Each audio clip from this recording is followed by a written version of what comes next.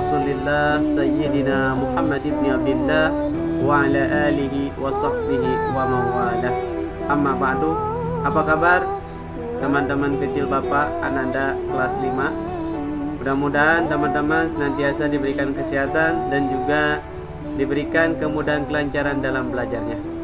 Insyaallah walaupun dalam atau hari libur kita atau teman-teman diharapkan masih bisa belajar ya dengan menyimak video ini. Insyaallah pada video pembelajaran kali ini Bapak akan menyampaikan materi pembelajaran sejarah kebudayaan Islam, yang mana kita akan masuk ke pelajaran ke-6. Kita akan mengetahui wafatnya Nabi Muhammad Sallallahu Alaihi Wasallam.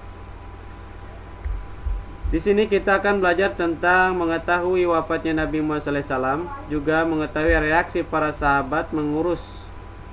sahabat yang ketiga mengurus dan menguburkan jenazah Rasulullah, dan yang terakhir kita akan mengetahui peninggalan Nabi Muhammad SAW untuk umat manusia.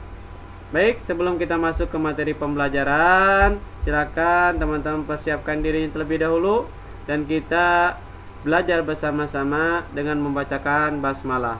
Bismillahirrahmanirrahim. Baik teman-teman, di sini mungkin kita akan belajar tentang mengetahui Nabi Muhammad SAW wafat. Kok Nabi bisa wafat? Ya, Nabi juga manusia biasa ya teman-teman. Ya, idza jaa ajaluhum la yastakhiruna sa'atan wa la yastaqdimun. Atau ada ini kullu nafsin da'iqatul maut. Setiap yang bernyawa pasti akan merasakan kematian. Begitupun Nabi. Ya, apalagi kita. Nabi aja mati, ya.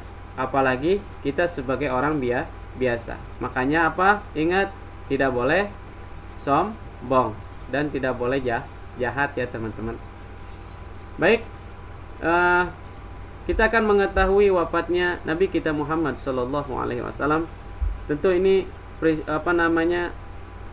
peristiwa ya yang mengharukan, peristiwa yang memilukan bagi kaum muslimin, terutama para sahabat kala itu, dan kira pun akan harus turut merasakan duka cita yang mendalam atas meninggalnya Nabi kita Muhammad Sallallahu Alaihi Wasallam. Kala itu pada hari Senin, ketika Abu Bakar As-Siddiq dan para jamaah hendak melaksanakan sholat subuh, Rasulullah SAW meminta penyekat kamarnya dengan masjid dibuka. Jadi kamar Rasulullah itu berdekatan dengan Masjid Nabawi.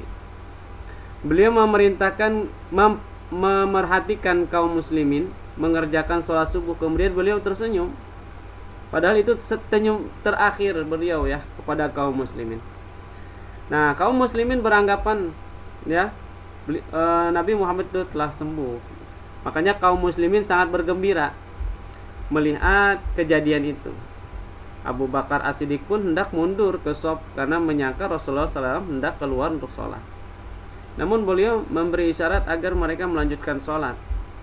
Setelah itu Rasulullah SAW meminta agar penyekat itu ditutup kembali.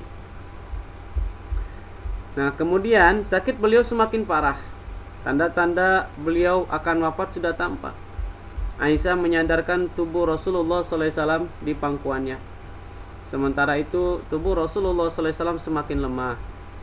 Pada saat itu beliau memasukkan tangannya ke dalam bejana berisi air yang ada di hadapannya dan mengusapkan ke wajahnya seraya berkata, La ilaha illallah. Tiada Tuhan selain Allah. Sungguhnya kematian itu ada sakaratnya. Jadi Rasulullah udah merasakan syakaratul maut ya ketika kala itu. Rasulullah ya seorang kekasih Allah merasakan syakaratul maut sampai beliau mengambil air bejana ya untuk apa? Yaitu untuk meringankan peluhnya ya saking sakitnya syakaratul maut. Pada detik terakhir hendak wafat, Rasulullah SAW mengangkat kedua tangan seraya berdoa. Beliau pun berdoa, Ya Allah, ampunilah aku, rahmatilah aku, dan pertemukan aku dengan kekasih yang maha tinggi.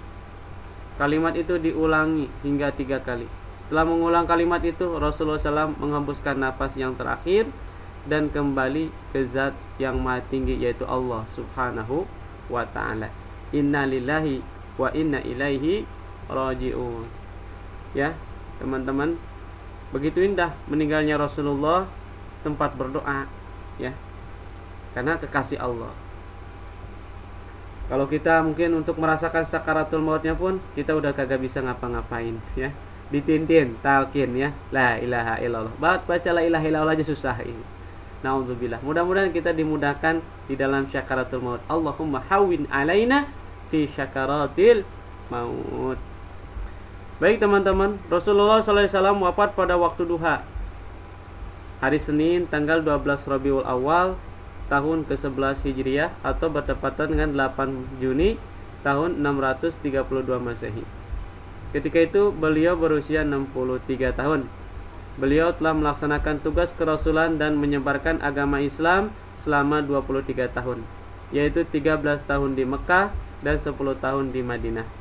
Beliau wafat setelah agama Islam tersebar di seluruh jazirah Arab. Beliau juga telah meletakkan fondasi pemerintahan Islam yang kelak akan diteruskan oleh para sahabat sepeninggalan beliau.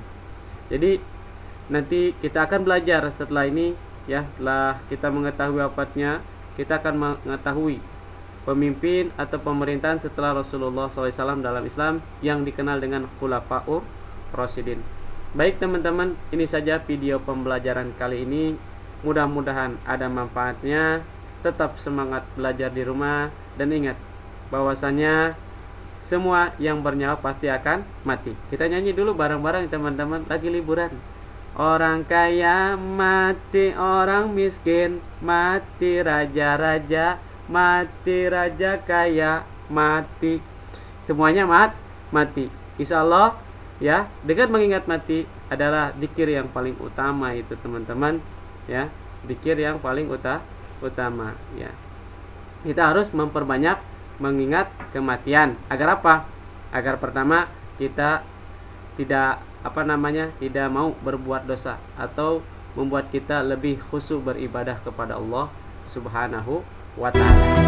Tapi Umar bin Khattab pernah berkata ya, kalau nggak salah Umar bin Khattab, i'mali dunya ka'annaka ta'isu abada wa amali akhirata ka'annaka tamutu abada. Jadi kerjakan untuk dunia itu seakan-akan kamu hidup selama-lamanya, tapi kerjakan untuk akhirat seakan-akan